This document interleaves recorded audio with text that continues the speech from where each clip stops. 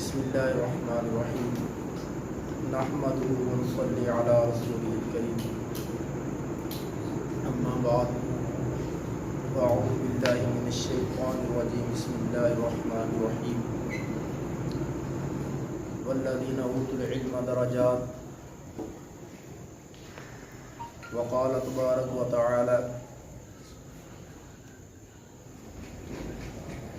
إنا عرضنا الأمانة على السماوات والأرض والجبال فأبين أن يحملنها وأشفقن منها وحملها الإنسان إنه كان ظلوما جهولا وقال النبي صلى الله عليه وسلم فضل العالم على العابد كفضلي على أدناكم وقال النبي صلى الله عليه وسلم في مقام آخر فضل العالم على العابد كفضل القمر ليلة البدر على سائر الكواكب وكما قال رسول الله صلى الله عليه وسلم صدق الله العظيم وصدق رسوله النبي الكريم ونحن على ذلك لمن الشاهدين والشاكرين والحمد لله رب العالمين. آج 2 جون بروز بدھ ہے. اگرچہ اسلامی اعتبار سے جمعرات کی شب شروع ہو چکی ہے. ہمارے یہاں مدارس میں عام طور پر پیر کے دن یا بدھ کے دن سے اسباق کی ابتدا کی جاتی ہے. پیر کے دن سے اس لیے کہ حضور اکرم صلی اللہ علیہ وآلہ وسلم کی ولادت باسعادت پیر کے دن ہوئی. حضور اکرم صلی اللہ علیہ وسلم ہر پیر کے دن روزہ رکھا کرتے تھے. کسی صحابی نے عرض کی یا رسول اللہ صلی اللہ علیہ وسلم آپ پیر کے دن روزہ کیوں رکھتے ہیں؟ تو فرمایا کہ اس دن میری ولادت ہوئی اس لیے میں روزہ رکھتا ہوں. اور بعض روایات میں آتا ہے کہ حضور اکرم صلی اللہ علیہ وسلم اپنے کاموں کی ابتدا بدھ کے دن فرمایا کرتے تھے. تو آج بدھ ہے. آج ہمارے جامعہ الملاحل میں تمام اسباق کی ابتدا ہوئی جس میں اسکول کی کلاسوں کی ابتدا ہوئی پلے گروپ سے لے کر میٹرک تک. اور الحمدللہ اس بار ایف اے اور بی اے کی بچیاں بھی ہمارے پاس پڑھ رہی ہیں. اور اسی طرح درجہ متوسطہ سے لے کر دورہ حدیث تک اور دراسات دینیہ حفظ کی کلاس بچوں اور بچیوں کی اور ناظرہ ان تمام شعبہ جات میں آج نئے سال کی ابتدا ہوئی. کچھ بچے جو پچھلے سال موجود تھے اور بچیاں ان کی ترقی ہو گئی نئی کلاسوں میں چلے گئے اور بہت سے بچے نئے بھی داخل ہوئے. تو اسی مناسبت سے ہمارا چونکہ یہ سبق جو ہے یہ رات کو ہوتا ہے اور یہ ہماری ابتدائی طور پر دراسات دینیہ کی یعنی دین سیکھنے کی ایک کلاس تھی جس کو اللہ تبارک و تعالی نے حضرت مولانا آصف حیدری صاحب کی دن رات کی تگدو کی وجہ سے ماشاءاللہ آباد فرمایا قائم فرمایا. اللہ تبارک و تعالی ان کے علم و عمل میں صحت میں جان و مال میں عزت آبرو میں عافیت اور اضافہ فرمائے. یہ ہماری جو کلاس ہے اب اس کلاس میں سے الحمدللہ دراسات دینیہ کے علاوہ علماء کورس کے لیے بھی کچھ بچے منتخب ہوئے ہیں. ان کی بھی آج ابھی اسی نشست میں انشاءاللہ ابتدا اور دعا ہوگی. علم دین کیا ہے؟ صرف مختصر میں نے باتیں کرنی ہیں. علم دین کیا ہے بھائی میرے؟ ایک بندہ ڈاکٹر بن جاتا ہے لاکھوں روپے لگاتا ہے, انجینئر بن جاتا ہے لاکھوں روپے لگاتا ہے, لیکن کوئی بھی اس کو عالم نہیں کہتا. لیکن یہ بوریا نشین جو ٹاٹوں پر بیٹھتے ہیں اور جن کے پاس پہننے کے لیے ڈھنگ کے کپڑے بھی نہیں ہوتے اور جن مدارس میں یہ پڑھتے ہیں ان مدارس کا ذریعہ معاش سورس آف انکم وہ چیز ہے جو عوام الناس سے اضافی ہے، جو وہ خود استعمال نہیں کر سکتے، جس کو شریعت کہتی ہے کہ تم نے دینا ہے، جیسے زکوٰۃ، عشر، قربانی کی کھالیں، صدقہ اور خیرات۔ تو الحمدللہ یہ مدارس آپ سے وہ لیتے ہیں جو آپ کے کام کا نہیں، اور وہ آپ کے لیے نقصان دہ۔ اگر آپ زکوٰۃ نہیں دیں گے تو آپ کو نقصان ہوگا، اگر آپ عشر نہیں دیں گے، بارشیں وقت پر نہیں ہوں گی، آپ کو نقصان ہوگا۔ کھال قربانی کی آپ استعمال نہیں کر سکتے، آپ کو ظاہری بات ہے صدقہ کرنی پڑے گی، دینا پڑے گی۔ تو وہ چیزیں جو آپ کی ضروریات سے زائد ہیں، جس کو آپ استعمال نہیں کر سکتے، آپ کے لیے وہ ناکارہ چیزیں ہیں۔ مدارس وہ لے کر آپ کو وہ چیز دیتے ہیں جس کی آپ کو دنیا میں بھی ضرورت ہے، پیدا ہونے سے پہلے نکاح کے وقت، پھر پیدا ہونے کے وقت، پھر ابتدائی عمر میں، پھر دوبارہ اس بندے کی جب شادی ہوتی ہے تب، پھر جب یہ مر جاتا ہے، پھر قبر کے اندر اس کو ڈالنے کے بعد بھی علماء کی ضرورت ہے۔ قبر میں ڈلنے کے بعد قیامت تک کا جو درمیانی عرصہ ہے، اس میں بھی علماء کی ضرورت ہے۔ حتیٰ کہ حشر کے میدان کے اندر بھی علماء کی ضرورت ہے، اور جنت کے اندر جانے کے بعد بھی علماء کی ضرورت ہے۔ اتنی قیمتی چیز ہم مدارس والے آپ سے وہ چیز لے کر آپ کو دیتے ہیں کہ جس کی آپ کے ہاں کوئی قدر و قیمت نہیں۔ ایک ماں باپ کا نکاح نہ ہو تو اس بچے کو حرامی بچہ کہا جاتا ہے، وہ نکاح ہمیشہ مولوی صاحب پڑھاتے ہیں۔ اس نکاح کے بعد جب بچہ پیدا ہوتا ہے تو اس کی اذان کہنے والا یا تو مولوی ہوتا ہے یا مولوی ہی کا شاگرد ہوتا ہے۔ پھر وہ بچہ جب تھوڑا بڑا ہوتا ہے، کسی مکتب میں بیٹھ کے قرآن پاک سیکھتا ہے تو وہ بھی قرآن سکھانے والا بھی مولوی ہی ہوتا ہے۔ پھر اس بچے کو اگلی عمر کی سٹیج کے اندر جا کر نکاح کی ضرورت پیش آتی ہے تو وہ بھی مولوی ہی ہوتا ہے۔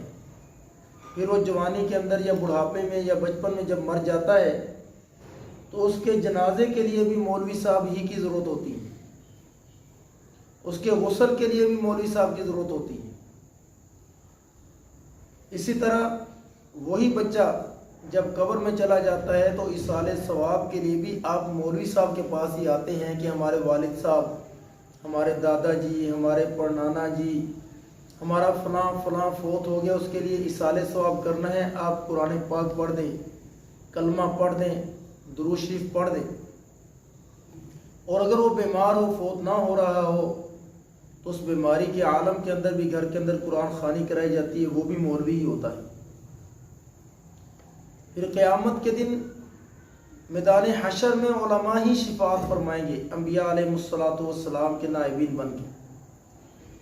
اور جنت میں جب چلے جائیں گے جنتی تو اللہ فرمائے گا کہ ہاں تمہیں کچھ اور چاہیے، تو یہ لوگ کہیں گے یا اللہ ہمیں تو کچھ نہیں چاہیے، ہمیں تو سب کچھ مل گیا۔ تو اس کے جواب میں اللہ فرمائے گا کہ اپنے علماء سے پوچھو۔ جب علماء پوچھیں گے، علماء سے پوچھا جائے گا تو علماء کہیں گے کہ ابھی تو اللہ کی زیارت ہونا باقی ہے۔ تو ان علماء کی ضرورت جنت میں بھی ہے۔ تو یہ اتنی کارگر چیز عالم یہ صرف اور صرف مدارس والے بناتے ہیں۔ کوئی یونیورسٹی، کوئی کالج، کوئی حافظ یا عالم آپ کو پرووائڈ نہیں کرتی، دستیاب نہیں کرتی۔ آج پوری دنیا میں اگر فراغت کے وقت کسی کے سر پہ دستار باندھی جاتی ہے، وہ یا تو حافظ ہوتا ہے یا عالم ہوتا ہے۔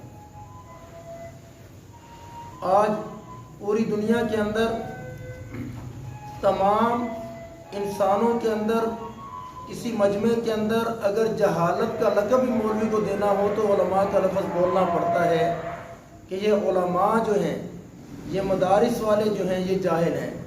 اور اس وقت ان کو بیچاروں کو یہ بھی پتہ نہیں ہوتا کہ تم علماء کو ہی جاہل کہہ رہے ہو اور تم ان کے علم کا اقرار بھی کر رہے ہو۔ تو بہرحال میری بات، میں نے مختصر بات یہ والی بات پہلی یہاں پہ ختم کر دی۔ قدر کیا ہے ان کی، کیا قدر ہے، کیا منزلت ہے؟ اللہ قرآن پاک میں فرماتا ہے والذین اوتوا العلم درجات، اور علم والوں کے تو اللہ کے ہاں بہت بڑے درجے ہیں۔ علم والوں کے تو اللہ کے ہاں بہت بڑے درجے ہیں۔ کتنا بڑا درجہ ہے؟ حدیث آ گئی میدان میں، حضور اکرم صلی اللہ علیہ وسلم نے فرمایا کہ عالم کی فضیلت عابد پر، عام لوگوں پر نہیں، گناہ گاروں پر نہیں، کافروں پر نہیں، عبادت گزاروں پر ایک عالم کی فضیلت ایسے ہے کہ فضلی علی ادناکم، جیسے مجھ محمد الرسول اللہ صلی اللہ علیہ وسلم کی فضیلت ادنا ترین صحابی پر۔ تاریخ کی کتابوں میں لکھا ہے، احادیث کی کتابوں میں لکھا ہے کہ صحابہ کی تعداد کم و بیش 1.25 لاکھ تھی۔ تو ایک ادنا صحابی سے لے کے حضور اکرم صلی اللہ علیہ وسلم تک 1.25 لاکھ درجے ہیں۔ تو ایک عالم کو اللہ ایک عبادت گزار پر 1.25 لاکھ درجے بلند رکھتا ہے۔ لیکن دوسری حدیث تو اس سے بھی عالم کو بہت آگے لے جاتی ہے۔ فرمایا فضل العالم علی العابد، ایک عالم کی ایک عبادت گزار آدمی پر فضیلت کیا ہے؟ کا فضل القمر لیلۃ البدر، جیسے 14ویں رات کے چاند کی فضیلت علی سائر الکواکب، ساری دنیا کے ستاروں پر۔ تو ساری دنیا کے اندر ستارے کتنے ہیں؟ آج تک بھی کوئی گن نہیں پایا اور گن بھی نہیں سکیں گے، کھربوں ستارے۔ تو جو 14ویں کے چاند، 14ویں کی رات کے چاند کی فضیلت ساری دنیا کے ستاروں پر ہے، وہ عالم کی فضیلت عبادت گزاروں پر ہے۔ قرآن پاک میں اللہ نے ان کی شان کو اور بھی مختلف مقامات پہ بہت شان علماء کی بیان فرمائی ہے۔ میں تو بہت مختصر بات کرنے کے لیے بیٹھا ہوں۔ اللہ تبارک و تعالیٰ فرماتا ہے اِنَّا عَرَضْنَا الْأَمَانَةَ عَلَى السَّمَاوَاتِ وَالْأَرْضِ وَالْجِبَالِ، ہم نے اس بارے امانت کو، اس دین اور شریعت کے علم کی امانت کو علی السماوات والارض والجبال، آسمانوں پر، زمینوں پر اور پہاڑوں پر پیش کیا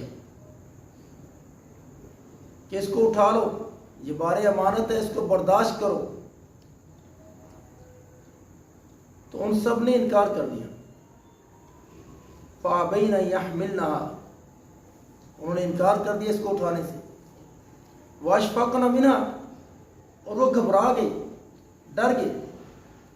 وَحَمَلَهَا الْإِنسَانُ، اور اس بارے امانت کو، اس شریعت کو، اس علم کو اگر کسی نے اٹھایا تو وہ انسان۔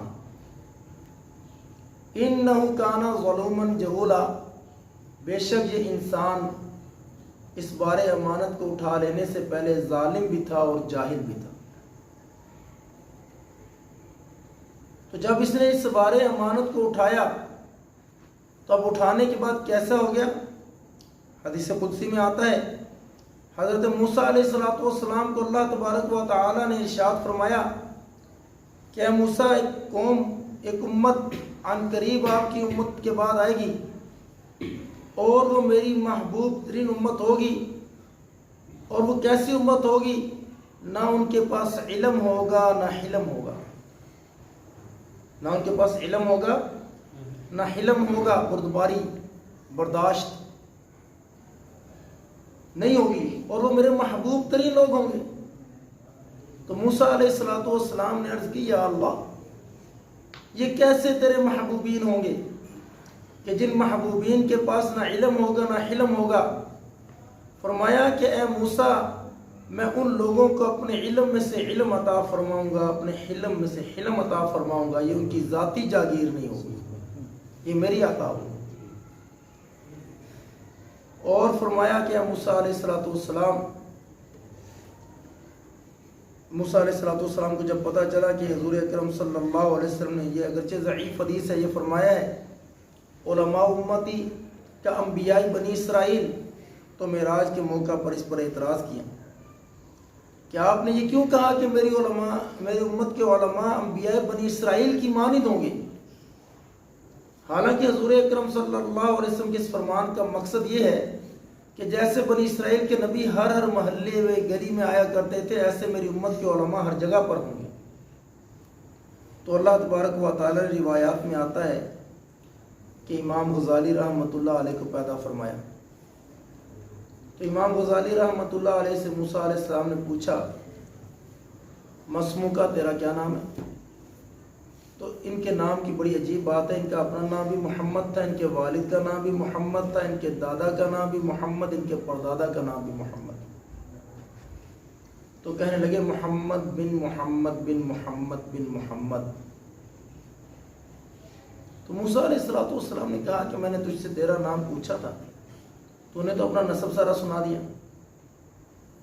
تو فرمایا کہ اے موسیٰ علیہ السلام آپ یہ بتائیں کہ جب اللہ نے فرمایا ماں بیدک یا موسیٰ، کیا موسیٰ آپ کے ہاتھ میں کیا ہے، تو آپ کو کہنا چاہیے تھا ھذا عصای، یہ میری لاٹھی ہے۔ تو اتنی بات کافی تھی۔ آپ نے فرمایا کہ اتوکل علیہ، میں اس پر ٹیک بھی لگا لیتا ہوں، درختوں کے پتے بھی جھاڑ لیتا ہوں، اپنی بکریوں کو ہانکتا بھی ہوں، ولی فیہا معارب اخری، اور بھی بڑے کام ہیں کہ اگر اللہ اور بھی سننا چاہتا ہے تو میں اور بھی بتا دوں گا۔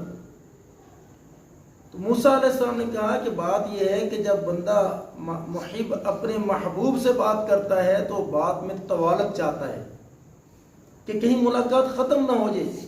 آپ نے دیکھا نہیں وہ لوگ کہتے تھے کچھ سال پہلے تک بات کرو پوری رات، وہ تو دنیاوی محبوب ہے تو یہ حالت ہے، جب حقیقی محبوب ہوگا پھر کیا حالت ہوگی؟ تو امام غزالی رحمۃ اللہ علیہ نے عالم ارواح میں فرمایا کہ موسیٰ علیہ السلام آپ کو کس نے کہا کہ ہم آپ کو اپنا محبوب نہیں سمجھتے؟ ہم بھی آپ کو اپنا محبوب سمجھتے ہیں، اس لیے ہم آپ سے گفتگو لمبی کرنا چاہتے ہیں۔ تو موسیٰ علیہ السلام بڑے مسکرائے، فرمایا کہ ہاں یہ واقعہ طرف ہمارے نقش قدم پہ چلیں۔ تو بھائی یہ ان علماء کی بڑی شان ہے۔ تو یہ جو جس علم دین کے لیے آپ لوگ یہاں پر آئے ہیں بھائی میرے، آپ نے ادب کو شعار بنانا ہے، با ادب با نصیب، بے ادب بے نصیب۔ اگر آپ با ادب بنیں گے آپ کو دنیا بھی ملے گی اسی علم سے دنیا بھی ملے گی، عزت بھی ملے گی اور آخرت بھی ملے گی۔ اور اگر بے ادبی کریں گے نہ علم ملے گا، نہ دنیا ملے گی، نہ آخرت ملے گی، البتہ ذلت اور رسوائی ملے تو وہ ایک الگ بات ہے۔ بس آخری بات میں آپ کو بڑی عجیب بتاتا ہوں کہ ایک بندے کے کام کرنے والا کوئی بندہ کسی جگہ پر چلا گیا اور وہ مٹھائی تقسیم کر رہا تھا، تو وہ سب سے پہلے اپنے دھیان میں اس کو رکھتا ہے جو اس کے کام کیا ہوا ہے۔ بھائی جو اللہ کے کام لگ جائے گا اللہ سب سے پہلے اس کے کام بنا دے گا۔ تو اس لیے ہم سب یہاں پر پہلی بات کیا ہے؟ ادب، احترام۔ دوسری بات کیا ہے؟ اخلاص۔ اگر اخلاص نہیں ہوگا تو یاد رکھیں پورا کا پورا محل تعمیر ہو جائے گا علم کا، لیکن عمل بھی ہوگا اس کے اندر، سب کچھ ہوگا، لیکن وہ سارا کا سارا ریت کا محل ہوگا، گر جائے گا، ختم ہو جائے گا، کل قیامت کو کچھ بھی نہیں ملے گا۔ تو اخلاص اللہ کے لیے اور اللہ کے رسول صلی اللہ علیہ وسلم کی رضا جوئی کے لیے۔ تیسری چیز بھائی میرے، پابندی وقت اور چھٹی نہ کرو۔ مکتب عشق کے دستور نرالے دیکھے، اس کو چھٹی نہ ملی جس نے سبق یاد کیا۔ ہماری چھٹی کس دن ہونی ہے؟ ہماری چھٹی اس دن ہونی ہے جس دن اللہ فرمائے گا کہ جاؤ جنت میں نے تمہیں سب کو معاف کر دی۔ تو یہ مختصر سی گزارشات تھیں۔ اللہ تبارک و تعالی ہمیں ان پر عمل کرنے کی توفیق عطا فرمائے، اور اس دعا کے ساتھ ہم اپنے سال کا ابتدا کرتے ہیں۔ اللہ تبارک و تعالی ہمیں دل لگا کر پڑھنے کی، عمل کرنے کی، عمل کرتے ہوئے دوسروں تک پہنچانے کی اور اخلاص کو مد نظر رکھنے کی توفیق عطا فرمائے۔ الحمدللہ رب العالمین الرحمن الرحیم مالک یوم الدین، والصلاة والسلام علی رسولہ الکریم۔ ربنا ظلمنا انفسنا وان لم تغفر لنا وترحمنا لنکونن من الخاسرین۔ یا اللہ ہم سب کے صغیرہ کبیرہ گناہوں کو معاف فرما، یا اللہ ہم سب کو اپنا قرب عطا فرما، اپنی رضا نصیب فرما، اپنے محبوب بندوں کے اندر ہم کو داخل فرما۔ یا اللہ ہمارے دلوں کے اندر اپنی محبت کا بیج بو دیجیے۔ یا اللہ ہمارے دلوں کو اپنی محبت سے لبریز فرما دیجیے۔ یا اللہ آپ کی محبت سخت گرمی میں ٹھنڈے پانی کی محبت سے بھی زیادہ ہمارے دلوں کے اندر اجاگر ہو۔ یا اللہ اپنے محبوبین سے محبت کرنے کی توفیق عطا فرما، ان اعمال سے محبت کرنے کی توفیق عطا فرما جو اعمال آپ کو پسند ہے۔ یا اللہ ان بچوں نے علم دین سیکھنے کا ارادہ کیا، ان کو استقامت نصیب فرما۔ یا اللہ ان کو شیطان اور نفس کے شر سے محفوظ فرما۔ یا اللہ ان کو حفاظ بنا، ان کو علماء بنا، ان کو دین کا داعی بنا۔ یا اللہ ان کو والدین کا، اساتذہ کا خدمتگار بنا۔ یا اللہ ان کو اخلاص کے پہاڑ بنا۔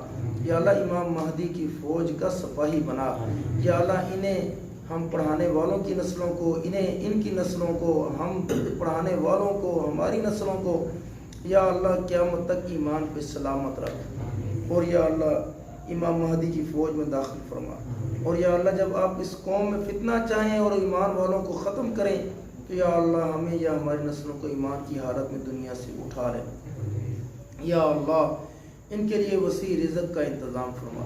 یا اللہ ان کو پوری دنیا کے اندر کام کرنے کے لیے قبول فرما لے۔ ہمارے مولانا آصف صاحب کو بھی یا اللہ پوری دنیا کے اندر کام کرنے کے لیے قبول فرما۔ یا اللہ پورے عالم کے اندر یا اللہ صرف اس نیٹ کے ذریعے نہیں بلکہ جا کر بھی کام کرنے کی توفیق عطا فرما۔ یا اللہ ہر وہاں تک جانے کی توفیق عطا فرما جہاں نیٹ بھی نہیں چلتا اور جہاں ٹی وی بھی نہیں ہے، وہاں تک پہنچ کر اپنے دین کا کام کرنے کی یا اللہ ہم سب کو قبول فرما لے۔ یا اللہ ہم سب کو قبول فرما لے، اپنے دین کے لیے قبول فرما لے۔ یا اللہ تو نے چیونٹی سے کام لیا، تو نے مچھر سے کام لیا، یا اللہ تو نے جوؤں سے کام لے لیا۔ یا اللہ ہم اشرف المخلوقات انسان ہیں، یا اللہ تو ہم سے کام لے لے۔ یا اللہ تو ہمیں محروم نہ فرمانا، یا اللہ تو ہمیں محروم نہ فرمانا۔ یا اللہ ہماری تمام دلی جائز تمناؤں کو پورا فرما۔ ہمارے بیماروں کو شفا کاملہ، مناصر صاحب کی والدہ بیمار ہیں، میری والدہ بیمار ہیں، یا اللہ ہمارے بیماروں کو شفا کاملہ عاجلہ مستمرہ دائمہ نصیب فرما۔ یا اللہ ہم سب نے جو مانگا وہ بھی عطا فرما، جو نہ مانگ سکے وہ بھی عطا فرما، جو تو دینا چاہتا ہے ہمارے گناہ حائل ہوئے کھڑے ہیں یا اللہ ہمارے گناہوں کو معاف فرماتے وہ بھی عطا فرما۔ ربنا تقبل منا انك انت السميع العليم وتب علينا انك انت التواب الرحيم صلى الله على حبيبه محمد وآله واصحابه اجمعين آمين۔